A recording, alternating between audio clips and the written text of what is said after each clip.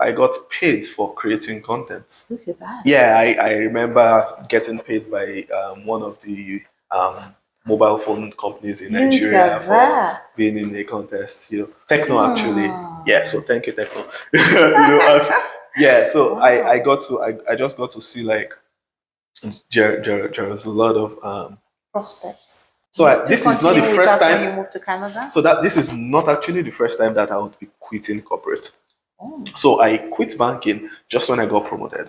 wow. Yes, just when I got promoted, Wow. and this is coming from a banker that I worked also in diaspora. So Wow. I got paid in dollars at some point. Wow. So it wasn't like I had a bad career. I was a star boy. So, but business has always been like it for me. Yeah. Do you get? Probably because my dad used to say something, salary, and you just get to like you're limited, right? So Yeah. having like multiple sources of income. income. Yeah, the Bible says God would bless the work of your Yeah. hand, but the work of your hand is you need to you have that choice to pick the work of your hand. Sure. Yeah. So like if the work of your hand is like your salary, what are the chances of you getting like triple? And it's not even in your control. Yeah. So if I drive from my house to the office, and my office then was Deku, and at some point was later inside the island, it would be less than 30 minutes. Yeah. But if you get stuck in traffic, you can spend get like up 4 hours. yeah. So I would wake up, get to the office around like 5:30 before 6. I would use the gym, and I'm a newly wedded guy. How much time do I even have to spend with my spouse? Do I used to do any other thing than work? Because transportation to work is part of. So think about it. You have 7 days in the week. So I wake up 5 a.m. not to get back home, on a good Maybe day. 10, 11. Yeah, on a good day. But you're trying to avoid the traffic. Yeah, let's speak on a good day. I get back home on a good day, 6:30. Like there's no traffic, everything is smooth. You're back home at 6:30. So 5 a.m. to 6:30, I spent 13.5 hours out of 24. And you're going to sleep for about 7. So what's left on except weekends? Do you get? So when you think about it that way, like for me, I'm like, nah.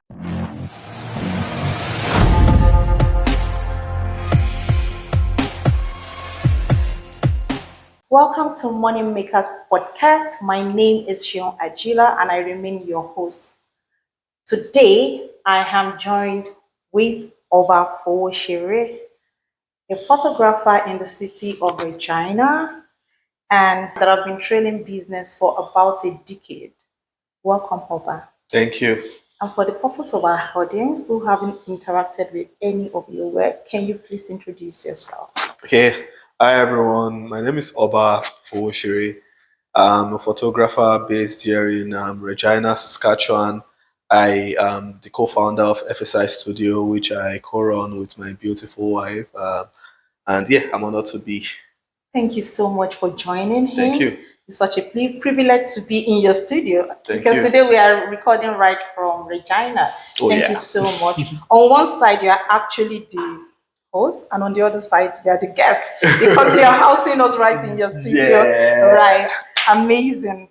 So I know that you moved to Canada about 3 years thereabouts. So has it always been photography?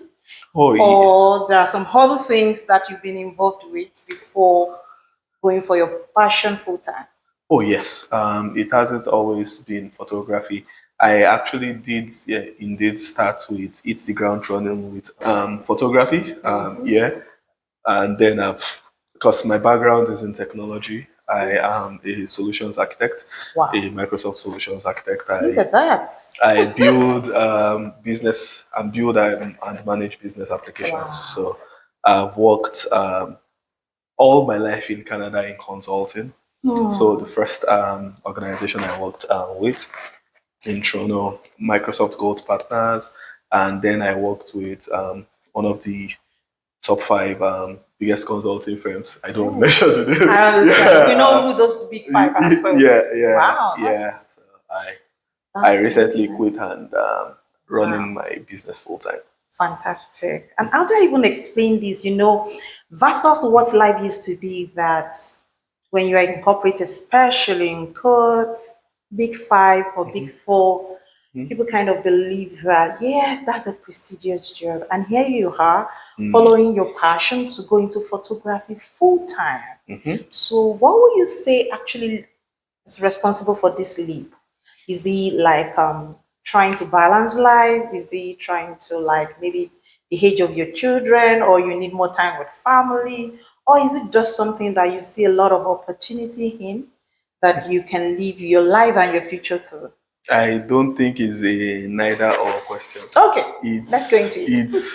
It's a composition of everything. Right. I think the phase of life, and most importantly, it's always been part of the plan. I've always been an entrepreneur all my life. Great. And you hit actually some crucial points.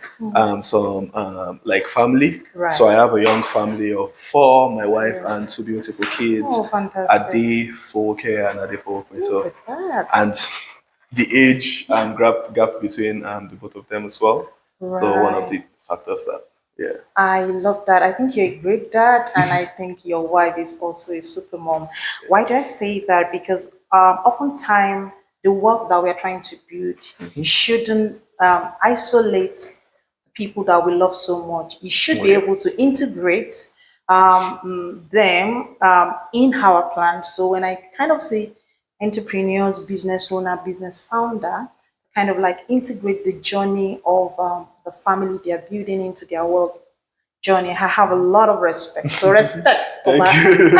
Thank you. All right, moving on. So how did your money mindset actually start? Because if I'm looking at that, a decade experience that you have acquired in photography, and I'm looking at how definitely full of action you are, something tells me that you must have started out on photography at a very young age. Maybe not too young then, but at least you must have started out pretty early.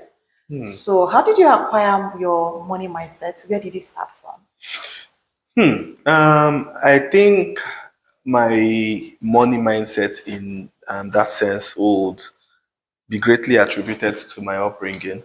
Fantastic. So I owned and ran my first business as young as 16. Wow. Yeah, so I've actually what was the push at 16? People were still attending disco party, clubbing. Well, I would say, like I said, my upbringing, right? So my mom actually used to be a teacher. Great. So she did retire and she did set up a gym. Fantastic. So during the holidays, I work at the gym as an attendant. Wow. I actually at some point became an instructor. Look at that. So I've done a lot of things. And also I started my fashion. So fashion has always been... You dived into fashion also? Oh, yes. So... we should call you a serial entrepreneur, actually. Yeah. So I would say it started off from then. I've always been like self-sufficient. I became very, very self-sufficient at a young age. And I think, like I said, attributed to like my upbringing. My parents used to own like multiple businesses. So I did learn that the important thing about actually making money is how can you get other people to do the job, and that's the definition of a manager, because your ability to get things to work, you are managing it efficiently. So I learned that, and it has helped me all my life. So yeah. Fantastic. Wow. Still on your background, so you've done photography for 10 years, and you also told me the side of you being involved into software development and some solutions. So what did you actually studied in school? And what was corporate for you before now going full-time into photography? Do you want to take a wild guess? Since we're breaking ice, like, tell me, what do you think I studied in school? Maybe computer engineering. Why would you think that? Uh, because for you to dive into like software, well, maybe software. I think there's something like software engineering now. Yeah, maybe that. And the reason is just that for you to dive into software is something like a little boring. So I would think that you must have become like a subject matter expert. You have acquired skills in school. Maybe that's the reason you dive into that. I did acquire skills, yes, but that wasn't what far from that. So I was in the Faculty of Social Sciences. Really? I did study geography. Geography. Don't ask me why I studied geography. No, I'm not gonna have. I have a sibling that actually studied geography, so I know. I'll tell you very short. It was my favorite subject. You love geography? It was my favorite subject in high school. Wow. And like I said, my upbringing, I think I grew up with parents that, they allowed you make decisions and own it. Wow. So no judgments. Yeah, life has changed, right? Probably also because of the time and gratefully their kind of experience and exposure. Yeah. So making those changes because it just making those decisions rather because it just lets you own it. Right. So you get to see that these are actions and these are consequences. Then you get to learn habits. Like if I do this good enough. So what exactly? So one of the things that was like just built in me was I grew up from a very Christian home, and there were like biblical principles like yes, and it's like sure and certain like you do all those things and Wow. You are so blessed because I know I've spoken to a lot of people that even now they're like, I'm just trying to live my own life. All my young age, I've gone to school to study to just make my parent happy.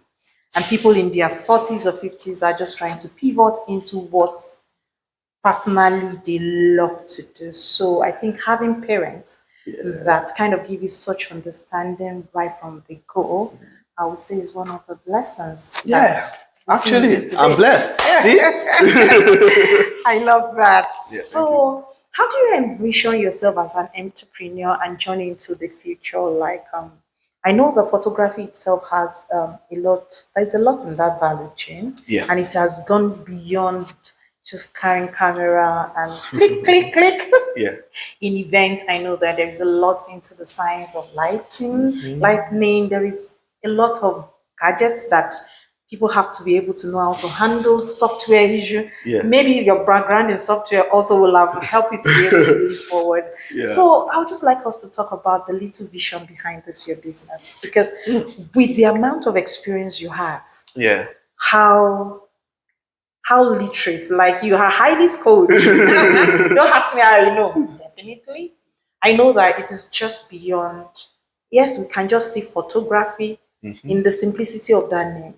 There is a whole lot that you have under that sleeve. Can you share with us in a little way? Because whatever can make a serious corporate person from one of the big five to say that, okay, for now I'm going to take a pause and I'm giving this my full time.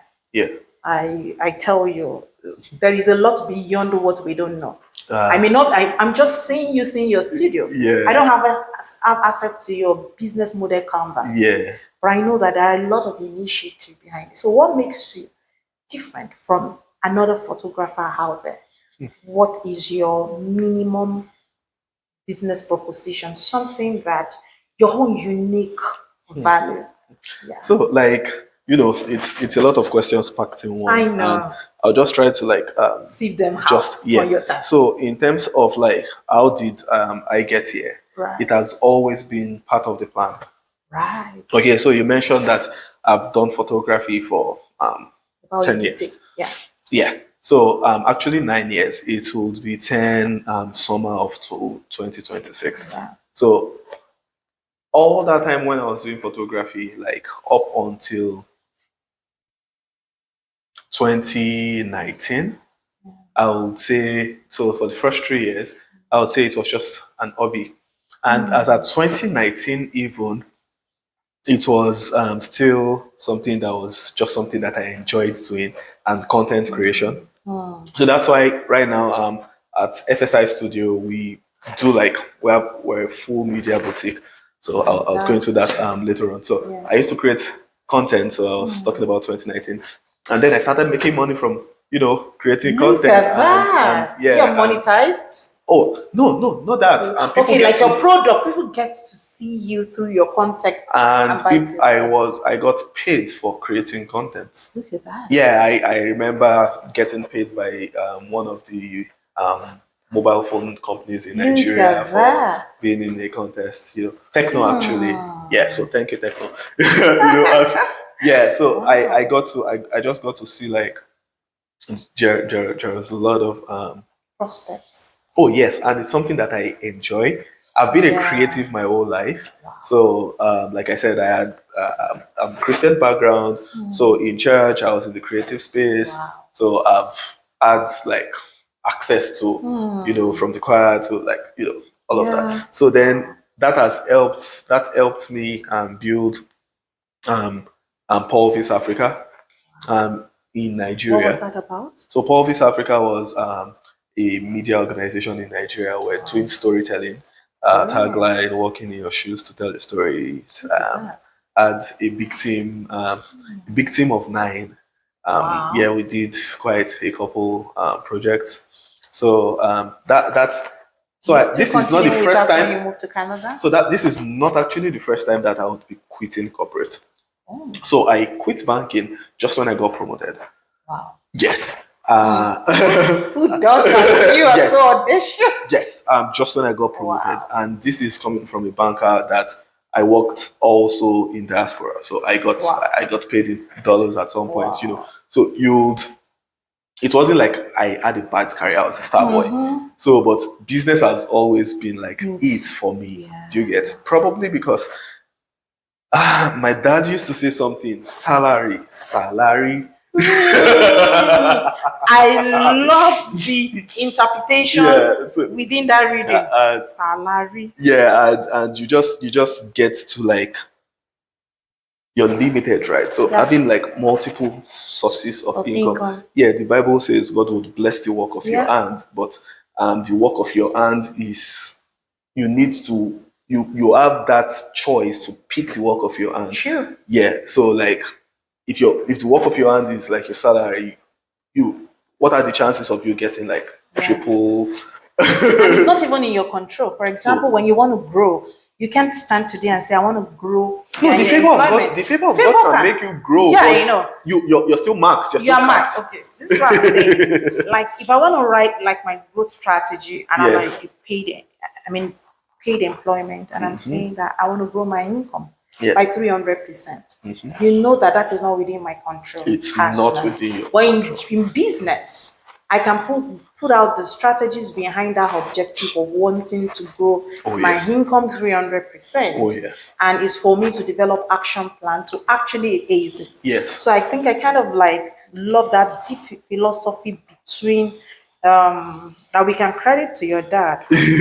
Salary. Yeah. Honestly, I'm not going to leave that. I'm keeping that in my left palm. So for me, I think that financial freedom that comes with doing your own thing, that's one of the major things that propel you towards business and entrepreneurship. And also just being in control of my life and my time.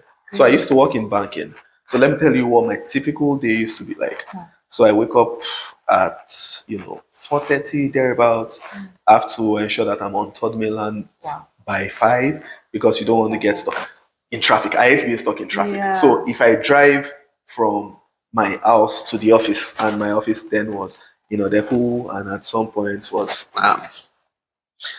later inside the island, it would be less than 30 minutes. Yeah. But if you get stuck in traffic, you can spend like 4 hours. Yeah. So I would wake up, get to the office around like 5:30 before 6. I would use the gym, and I'm a newly wedded guy. How much time do I even have to spend with my spouse? Do I used to do any other thing than work? Because transportation to work is part of. So think about it. You have 7 days in a week. So I wake up 5 a.m. Right. not to get back home, on a good Maybe day. 10, 11. Yeah, on a good day. Let's Because you're speak on trying to about avoid the yeah. traffic. Let's speak on a good day. I get back home on a good day 6:30. Okay. Like there's no traffic, everything is smooth. You're back home at 6:30. So 5 a.m. to 6:30, I spent 13.5 hours out of 24. Are you going to sleep for about 7? So what's left on except weekends? Do you get? So when you think about it that way, like for me, I'm like, nah. I love that. And that makes me to want to talk about some values behind being wealthy. Okay. I had, when I'm on a coaching call, I had some of my, of the people I'm working with. Yeah. What is the feeling that comes with being wealthy for you? Some Okay. people will talk about that freedom, the ability to be able to live life on their own terms. One of it is the one that you just hit now, and I'm also big on that. Is having quality time for relationship. Yeah. And for relationship, I kind of define it. There is that with family, there is that with God, and there is that also with intimate friend.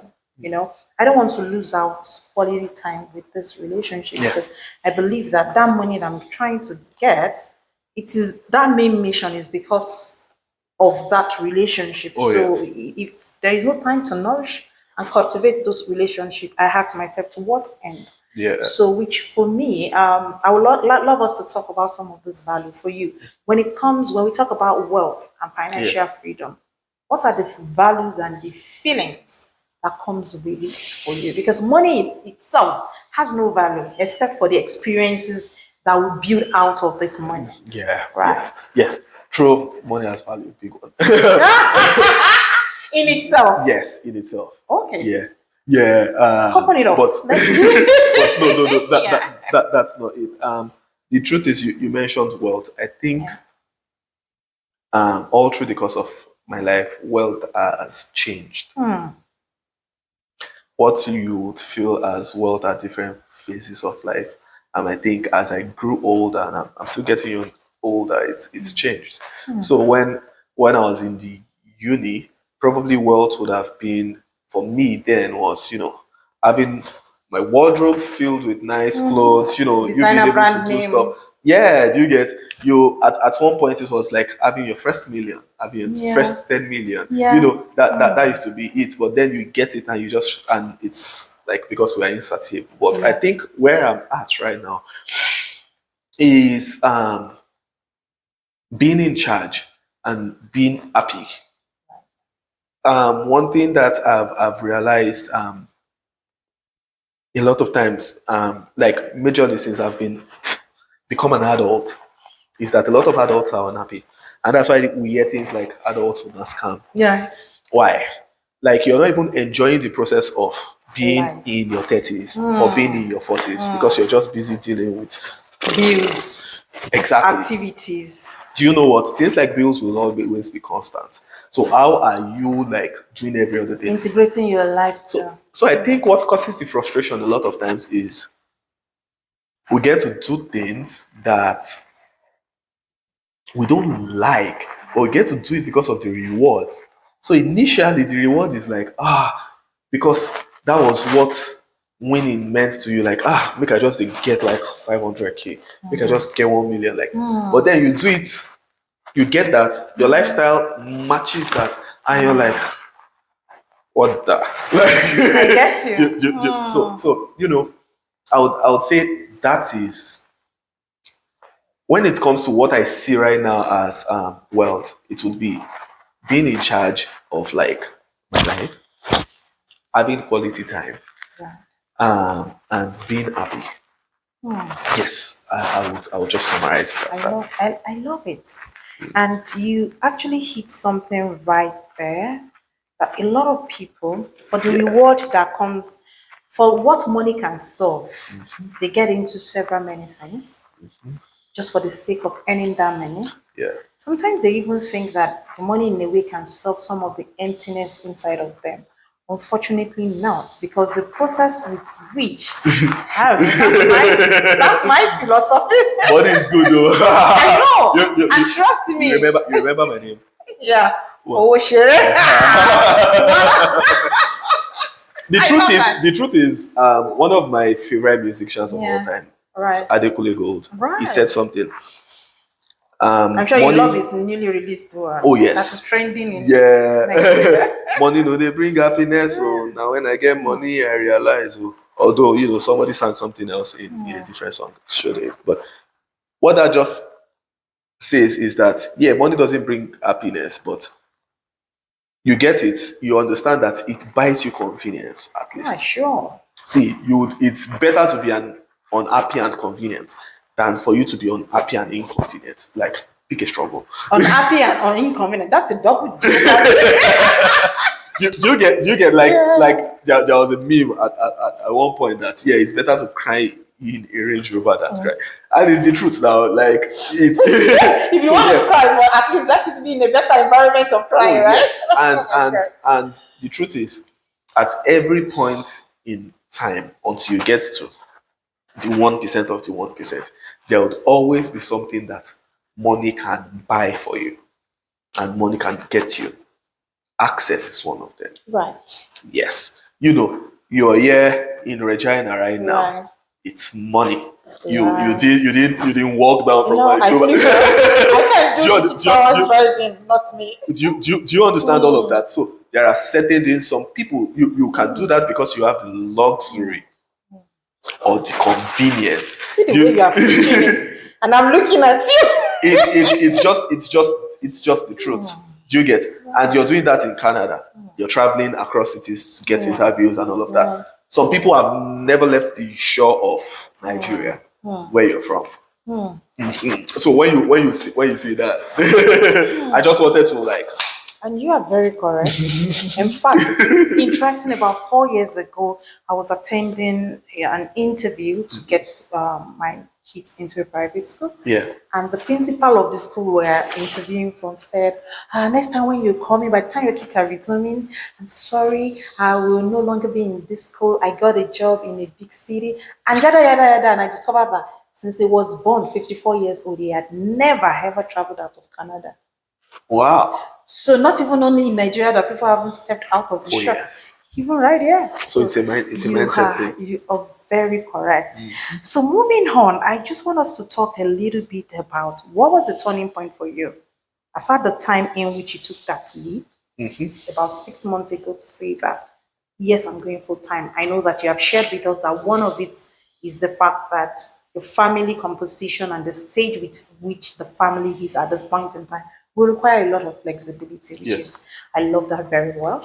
And I know that at another point of it, being the forward share guy that I know, you will have also considered that, cash flow is not a challenge. And I know that you will have done your research, maybe into doing a forecast as to how much this business can provide for, at least to meet my immediate needs.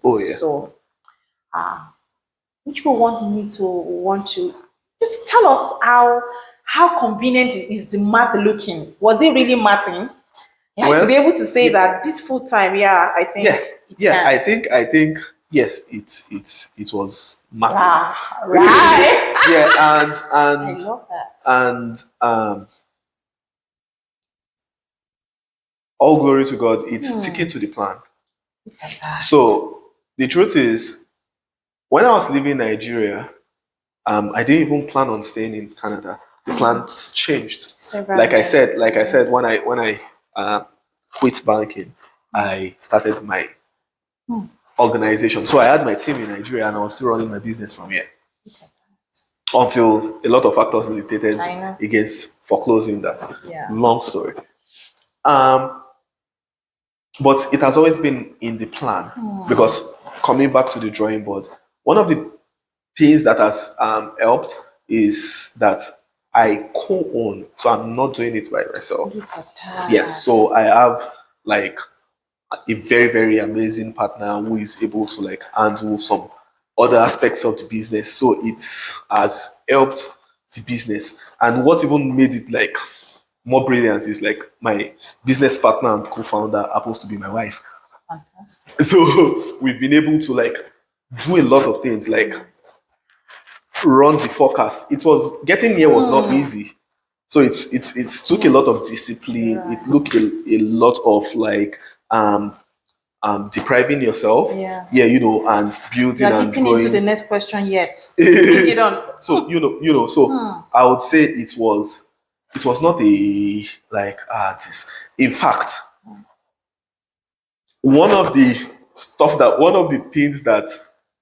reasons I felt like that it was time was because I was going to make manager. So in consulting, it's crazy. I manage a couple of engagements, and then I look at my manager and I see that his workload is like double of mine. I'm like, is this what I want my life to like look like? It might be, a fantastic pay and a lot of things, but like I said, what are my own terms to life? What does wealth mean to me? So if I'm going to be spending this amount of hours, like because the next thing is you just continue that, right? You're going to be a senior manager, you want to become a partner, that would be all of things that you're thinking about. Like, well, how about like we do what is ours? It gives me a lot of time to also give back. So there are a lot of community activities here that I am a part of. I actively volunteer because imagine you having this much knowledge and you're just trapped behind the desk. And one of the scariest thing for me, I don't want to be an 80, 90-year-old woman with regrets. Oh yeah. Because if you are just stuck with a life and all you do is not really those things loaded inside of you. Oh yeah. You just don't want to be a miserable grandpa or grandma one someday and be like, I should have done this. Yes. And you can at any point in your life you can be anything. Yeah. And in my short time in life, I've been a lot. So I told you I studied geography. I went from being like one of the tail students in my class to being one of the top graduating students in my class. Also, like, getting like a great job, doing like different things at different points in one's age. But what you just realize is that I think I sort of lost my train of thought. The point I'm just trying to make is that at the end of the day, we want to live a fulfilled and happy life. That is it. Yeah. I love that. And you have more or less like answered like half of the question than my next question, which is to talk about what are the principles that help you in business to be able to, and yes, some people will talk about delayed gratification. For example, you're the owner of your business. The partner is your spouse. What if the business makes 20,000 this month and you're like, I've got to feel good. You understand?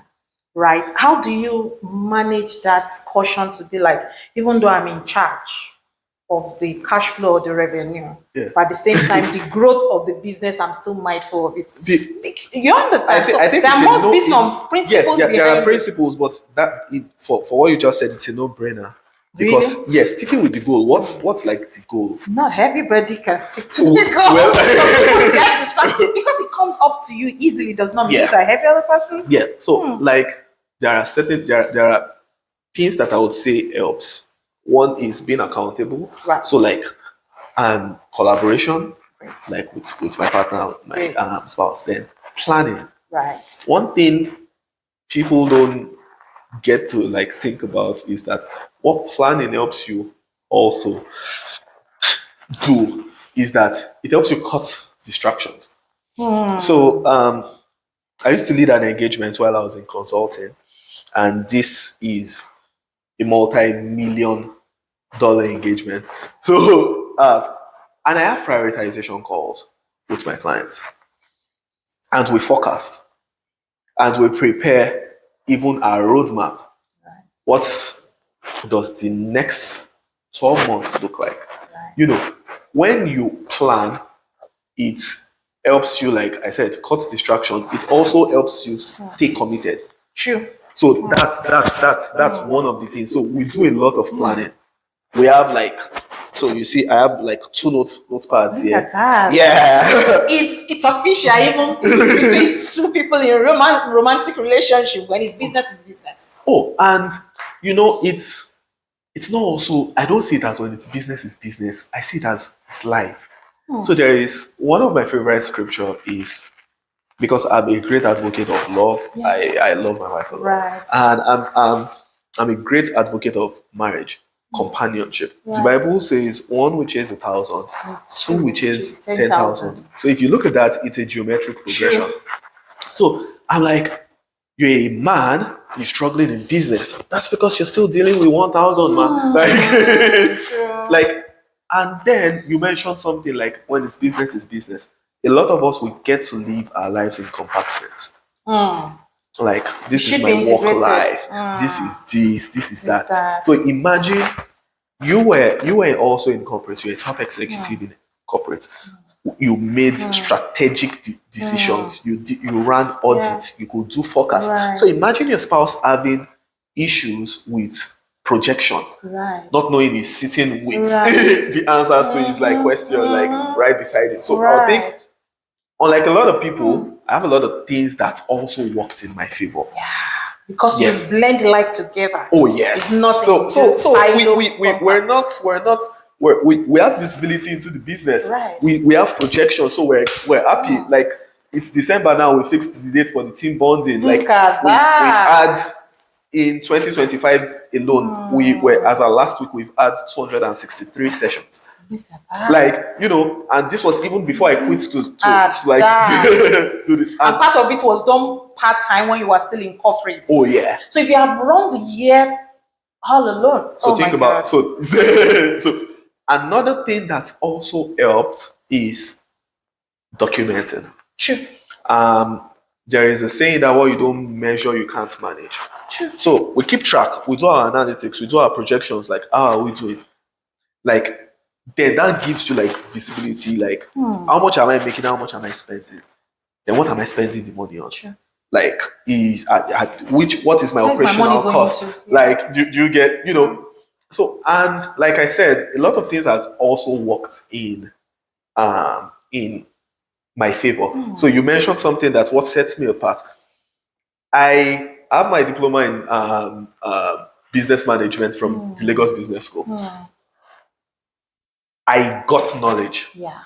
So also our strive for knowledge is something that has helped us, because you can't be the same. You can't like we were discussing before we did this, like, times are changing. It's a world of artificial intelligence right now, and you want to be sitting on the bicycle.